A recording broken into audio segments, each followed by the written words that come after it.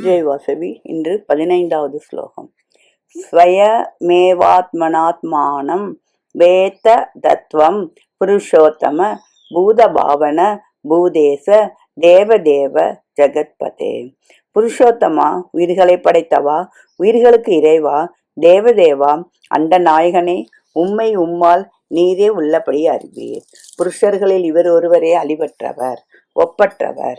ஆதலால் இவர் புருஷோத்தமர். உயிர்களுக்கெல்லாம் இவர் முதற் காரணமாதலால் இவர் பூதபாவனன். படைத்த பின் அனைவர்களுக்கு தலைவராயிருக்கிறார். ஆதலால் அவர் பூதேசன். பின்பு அவைகளை எல்லாம் ஆளுகிறபடியால் அவர் ஜெகத்பதி. தமது முழு மகிமையை அவர் தாமே அறிந்து கொள்கிறார். அனந்த கல்யாண குணங்களையுடைய அப்புருஷோத்தமனை மற்றவர்கள் உள்ளபடி அறிந்து கொள்ள இயலாதவர்கள். வைரம் ஒன்றை ஒருவன் கடை தெருவுக்கு விற்பனைக்கு எடுத்து சென்றான். அது என்ன விலை பெறும் என்று அவன் ஒரு கத்திரிக்காய்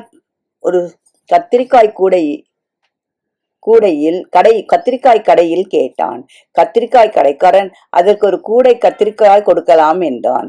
அரிசி கடைக்காரன் அந்த வைரத்தை ஒரு மூட்டை அரிசி கொடுக்கலாம் என்றான். இப்படி ஒவ்வொருவரும் தன் அறிவுக்கு எட்டியபடி அதை மதிப்பிட்டான். பிறகு ஒரு வைர வியாபாரி அது 10 லட்சம் ரூபாய் பெறும் என மதிப்பிட்டான். இப்படி பிரம்மத்தையும் அவரவர் அறிவுக்கு எட்டியபடி மதிப்பிடுகிறார்கள். பிரம்மமே பிரம்மத்தை முழுதும் அறியும். இது ராமகிருஷ்ணர் உபதேசம். நன்றி, வணக்கம். இப்படிக்கு லதா ஸ்வரூபம் விருத்தாச்சலம்.